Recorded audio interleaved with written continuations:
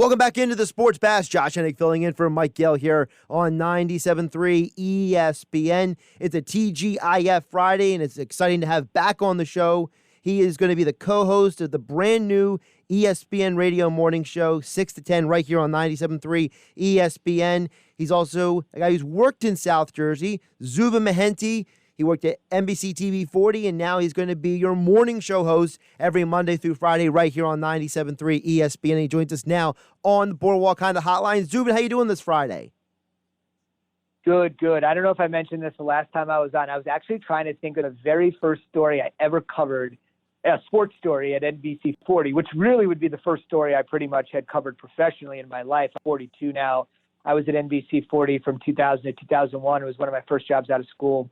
I went to Rutgers. I'm a Jersey guy. Grew up in Jersey my whole life, central New Jersey. I think my very first story was a football preview of the 2000 Vineland High School football team. I have no idea what they look like 20 years later. I'm not sure what the prognosis is this year, but I think that was my first story, the 2000 Vineland High football TV preview. I mean, that's a throwback in and of itself, just the thought of what television was like back then to what it is now. Really quick, let's touch on that real quick, because you're someone who's worked in television in different iterations. Give the audience an idea of how different television is back then to what it is like now, because you're doing Sportcenter now and people see you on TV, but in about 20 years, television technology has changed a lot. I'll give you a good example. So when I arrived at NBC 40, I still remember the day, August 25th, 2000. So almost 20 years ago now to the day. I'll have to keep that in mind. But when we were working at NBC 40, we had our typical, newscast, late evening. And I remember not every computer in the newsroom had the internet. That was not odd. We were submitting things by hand. So, sometimes those graphics that go over your shoulder that show the team logos when you're doing a highlight, we would have to say, like, please show me Atlantic City versus Hamilton, or I know St. Joseph's, they were a big powerhouse when I was there, or this is Pete Lancetta, Hamilton High football coach at the time. You would literally be this is Gary Degenhart. You'd be literally writing these names down on a piece of paper. Now, obviously, me and you are talking and texting and all this sort of stuff. But that was the way it was 20 years ago. It was incredible. We've come really far. Obviously, social media has completely changed the game. That's a huge thing. I'm not on any social media, by the way. That's kind of like my shtick. It's actually one of the best decisions I've ever made, to be honest with you. I'm on no form at all of social media. So I actually think it's enhanced the quality of my life. And that's been good. But you're right. 20 years, there's been such a huge difference. But in some cases, everything's still the same. I mean, I would imagine high school football is still a huge deal. I worked in Des Moines, Iowa.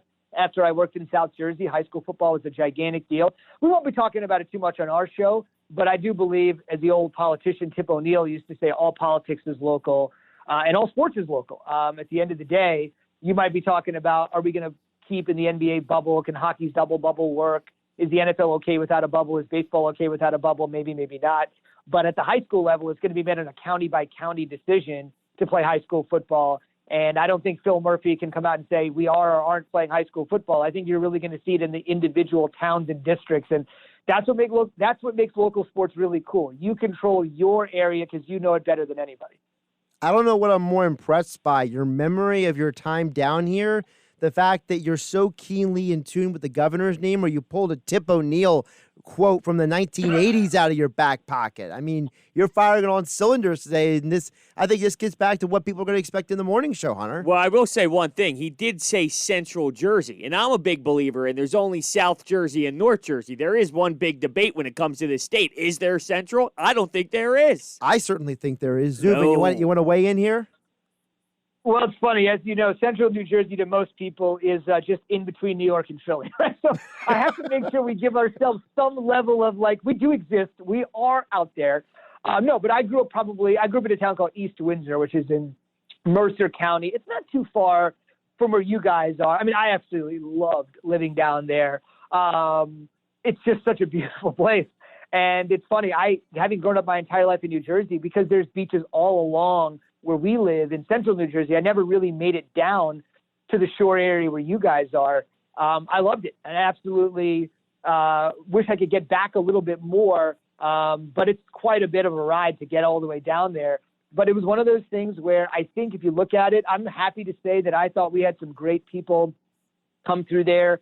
You know, John Clark was a predecessor of mine who works at NBC Philadelphia, does a great job, also a local Philly guy. Eric Yupsey followed me. Mike Dearman was here with us. Pete Thompson, I'm still in touch with via text. So it's great because a lot of times what happens at stations of that size is there's always a lot of people cycling in and cycling out. And a lot of people will eventually cycle in and out of the media industry in general. But the fact that we've all been able to remain in close contact with each other, even though some of us are in the media, some of us aren't, it's just a great time. Everyone's single. Everyone's, nobody's, really doing it for any other reason than this is something they've always wanted to try. And sometimes it works for people. Sometimes it doesn't. But I'm really glad I had an opportunity to work there. And I was sad to see that the station is no longer operational. It's always going to be a part of me, but I've been told that the station and that the 7-Eleven that we always used to go get dinner at right across the street, a little hot dog for dinner tonight, we're living it up big. That's not open either. So, I guess it's just the reality of the times, but it was a fun time. Zubin Mehenti joining us here on the Boardwalk Kinda Hotline. He is your co-host of the new ESPN Radio Morning Show starting August 17th. It is Zubin, Keyshawn Johnson, Jay Williams, the three men on your morning show starting August 17th right here on 97.3 ESPN 6 to 10 a.m. Zubin, you mentioned the bubbles, so let's touch on those bubbles. In this area, there's a lot of talk going on right now with the teams that are in the bubbles. Let's start with the pucks on the ice, though. The Flyers, huge win yesterday, and now heading into this weekend, they have a chance to go 1 or 2 seeded. I know you do a lot of work with guys like Barry Melrose and all those people up there with the hockey stuff. So what are your thoughts on what the NHL bubble has looked like and your thoughts on the Flyers? Yeah, I would say two things. I think the Flyers, obviously a great season. I think for the casual fan, this concept of the qualifying tournaments and then the seeding games and the best of 5, it's just too much, right? If you're a casual fan or you're not like a Flyers fan, it's very difficult to follow this. It's sort of like the FedEx Cup playoffs in golf or like what's happened with NASCAR and the chase. If I can't understand the rules of how you determine a champion, it's really hard to follow. Like I said, if you're a hockey fan, you're into it. And I do like the notion of the 24 teams. And obviously some are going home. And one of the 8 that's going home is going to get the number 1 overall pick. That's interesting. But again, if you're just a casual fan, it's too head spinning. So I wish the league would have done something to really bring in a wider swath because people are once again re-engaging with sports like they never have before. And it's fine to watch it on NBC Sports Network. It's just so complicated at times. I will say the bubble's been great. They've been testing about 800 players. I think the last time I saw, there was only a couple positive. The 2 cities are interesting. Obviously, there is some money to be saved there, with the dollar and the strength of the dollar versus what's going on in Canada. But the biggest thing is that, Canada has 10% of the United States population. And, I'm not saying anything political here. I just think that they, and like everyone else on Earth, has probably handled this coronavirus a little better than we have. So it's probably a little bit safer to have it up there with the lower population anyway. But that's generally my thoughts. I think the Flyers are in a great position here. Saturday is going to be a big spot for a lot of those division-leading teams. We'll see what happens on Friday and Saturday in and around the league. I wish it was a little simpler. I really do. But I totally think they've done a great job with their bubble. And my favorite line was from Gary Bettman, who probably isn't the world's most popular sports commissioner, who did say he's been on the job almost a quarter century now. And he said, this year when I hand out the Stanley Cup trophy, nobody can boo me. No fans can boo me, which I thought was a good little sense of humor from him. No doubt about it. I thought Getman has put together a really strong plan. Now, I will say it will get simpler after this round because it will eventually become just your standard Stanley Cup playoff. So the no fans thing, though, I'm a hockey guy, and I thought it would be so brutal to see a big-time goal without fans in a Stanley Cup playoff environment. But the presentation of this with the seats being covered and the no fans and then playing music, the home team, whoever scored, actually, it's not just the home team, whoever scores, they get their goal song. I think the presentation has been great even without fans. I sometimes don't even notice that they're not there. I completely agree. I think the 2 sports that have done the best job, in my opinion, hockey is one.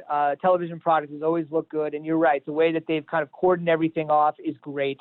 And I also think NASCAR is virtually exactly the same, watching it with no fans. I have not gone to a NASCAR race, but our NASCAR people, Ryan McGee, our NASCAR expert, had mentioned to me that he said that if you go to a NASCAR race, it's so loud in the grandstands, you're not even really talking to the person next to you because of the engines and everything happening on the track. So that's an interesting standpoint. So to have no fans there, it's not like you're really missing the ebb and flow of the fans. The event is just so loud with everything else going on. There's been a real difference in golf. I definitely think there's a real issue there, but there's nothing they can do. Tiger had postulated something really interesting. A lot of young guys like Colin Morikawa and Matthew Wolff, these young guys were winning these tour events.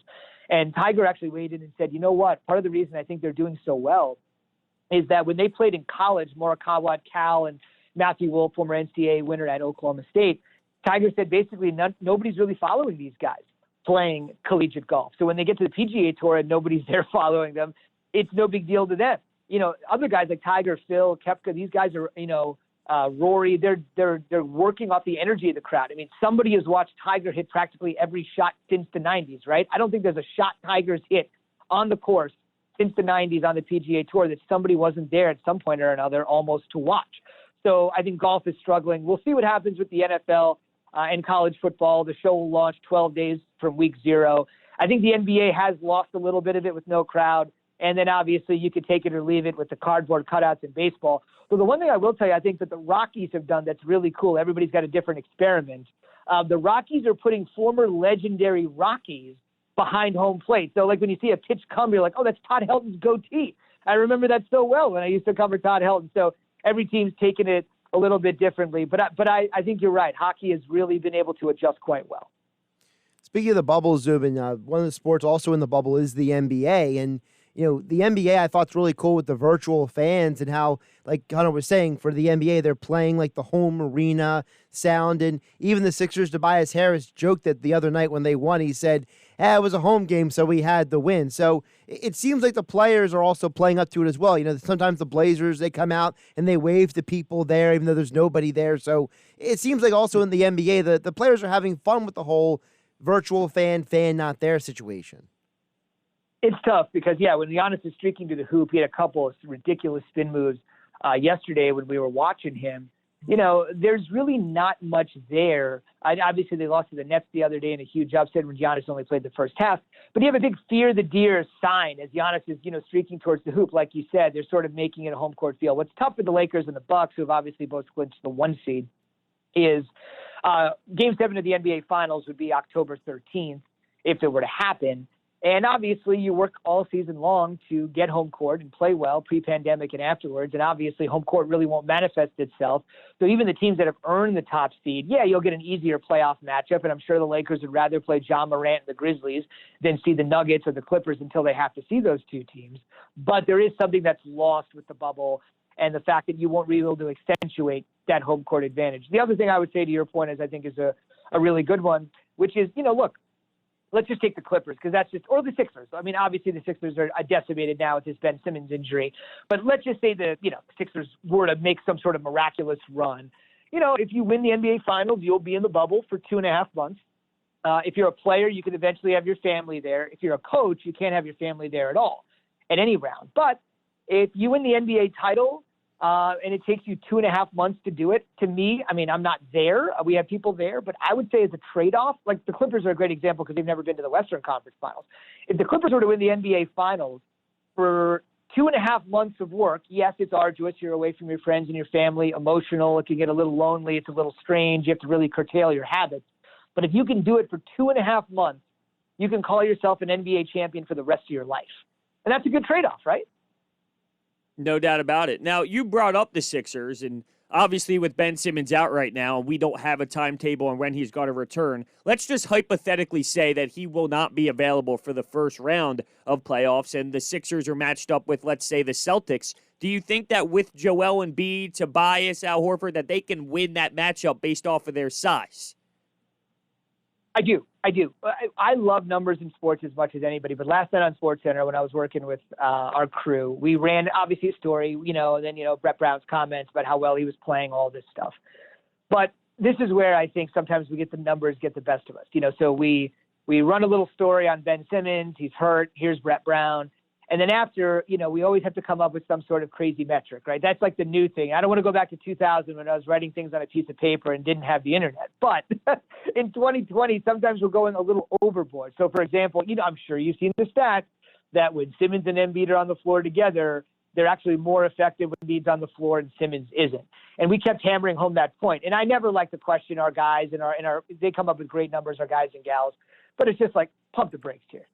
There's no scenario in which Brett Brown would rather only have Joel Embiid on the floor than Joel Embiid and Ben Simmons. I get it. The numbers clog in the lane. If you could only have one, who would you rather have? Both guys are injury prone. I get all that. But I do think with the lack of home court, like I mentioned, if the matchup works, I think they can do it. I do believe this is a reprieve for basically any coach in the NBA. I can't fire your coach. I know Brett Brown's been on a hot seat for a really long time.